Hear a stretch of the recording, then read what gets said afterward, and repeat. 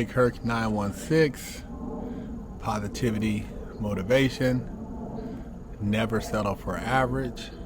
You know how we do it over here. Man,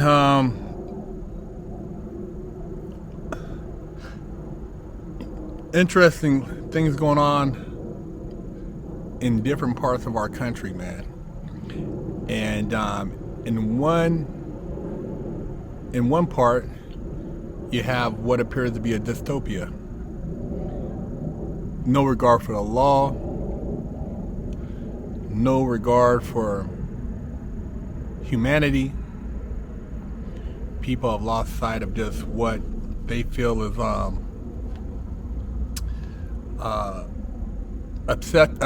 acceptable.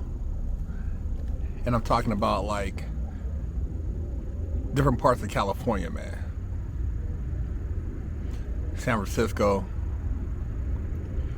certain parts of the Bay, some of what's been going on in Southern California, Los Angeles County. You wonder, like, what is the ultimate end game for all that?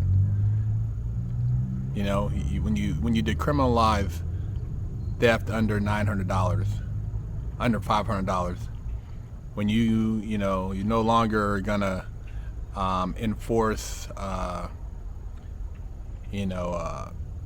people who vandalize or maybe abuse your property, when you accept someone being able to expose themselves around family environments with no repercussions, somebody pooping on the sidewalk in broad daylight, people setting up motorhomes down the street from your house, dumping their waste on the drainage way, and it's all good. Public transit, no security. You got a public transit ambassador, but as far as safety with police or law enforcement, nah, none of that. It kind of makes you wonder, like, what is the end game? You're talking about prime real estate, prime weather, and construction going on everywhere, but yet dystopia. Mad Max, welcome to the Thunderdome in some places. They tell you don't even think about parking your car on the street in San Francisco. You better not go to the Tenderloin. You might even if you live in Pacific Heights, you better be careful because they're doing home invasions up there. But then you go to Florida, totally different. Go to Texas, everybody strapped up. Get your wig blown out. They ain't playing out there. You better not run up in those stores thinking you can get away from it. You better not do it in Arizona. People act like they have some sense. You think certain areas of the country are actually promoting this madness, as far as the politics? It appears to be that way. When you see certain people passing laws and things that favor criminal behavior, look, man, I have women in my family, and I would want them to be safe wherever they went. If you're trying to run a business, you'd want your business to be safe because you're trying to build wealth for your family. If your kids travel on public transit, you want them to be safe because they're trying to get back and forth to school, and you don't maybe have the ability to take them there. I don't get it, man. I don't get it. And I'm asking you guys, what do you guys think? Because, like I said, you travel to other parts of the country. I got friends that live in Oklahoma, people that live in like Alabama, other places, man. They're not going for that. You start doing that stuff, man, you will end up in jail and prison. And a lot of what these kids are doing, even in these other areas, when they do decide to crack the hammer, a lot of these people are looking at federal time, man. They're going to charge them with the Hobbs Act. theft over a certain amount organized, and it's going to be considered federal. So whatever, people they let out of prison, they're going to put these people in prison. And they're probably just letting them build up cases. They probably already know who the gangs are, who the cliques are. I mean, there was some, I don't know if you guys remember, a couple years ago, they had some guys that were hitting spots like that in Beverly Hills. And the organizer, bro, he got I want to say 40, 50 years. They busted the guy who was behind, the mastermind behind a lot of that, and of course, once a couple of people got busted and identified the same person, you're considered the mastermind, and they maxed him out. 30, 40 years, man. You ain't getting out to your grandpa. And most of the stuff, if you would have just worked, you could have bought it. Garment bags, clothing, shoes, some of the jewelry. You could have just bought it, man.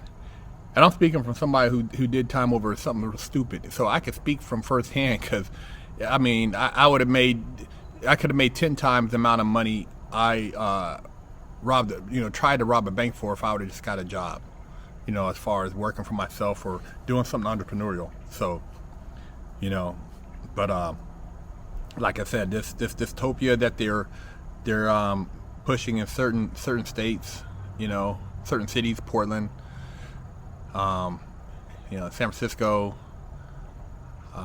Seattle, some of these other smaller cities, they have a certain vibe. And then, like I said, you go, I have friends that live in going through Texas, man, and outside of Austin, because Austin, they said, is horrible, but outside of Austin, they said you would never know. You live in a whole nother world. It's not going down like it's going down here as far as in California. I'm not in California. I'm in Arizona. Where I'm at, man, I mean, I'm so glad I moved. Beautiful place, beautiful people, have a peace of mind, I don't frequent Phoenix, so I can't really speak on that. I've seen elements down there, and I know every big city has elements.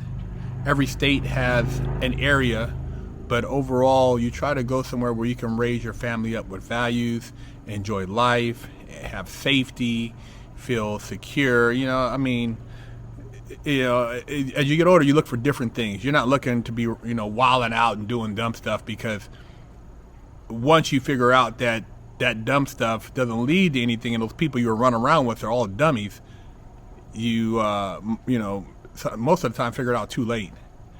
And one of the reasons, especially in males, the frontal lobe of the brain is not developed until you're in your mid-20s. So you don't have a conscious understanding of even what you're doing or the consequences.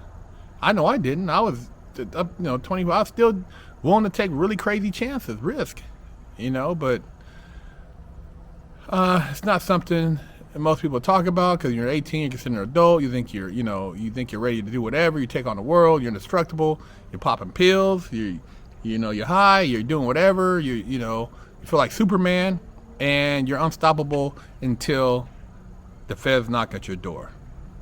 So, hey, you guys, be safe out there, be smart. If you live in a city that you can walk around and not have to worry about something anything happening to you in, hey man, bless you. I know I wouldn't want to live anywhere where I had to constantly look over my shoulder and worry about just that darker element. Last time I was in Venice Beach, it was like you couldn't walk down a beach without looking over your shoulder, because there's so many weirdos, and nobody wants to be around that, man. It's just uncomfortable. So it's not everywhere though. They want us to have a mixed America, man, where it's divided, it's split up. But I know you guys see the big picture, so I'm just sharing, man. Big Herc916. Don't forget to stop by the Big Herc916 store and pick up a sticker for your car, or a patch, or a sticker for your laptop, or maybe a beanie, or read one of the many books that Big Herc916 has authored. You know how we do it. Hello, I'm Big Herc916. Contact me for life coaching and motivational speaking.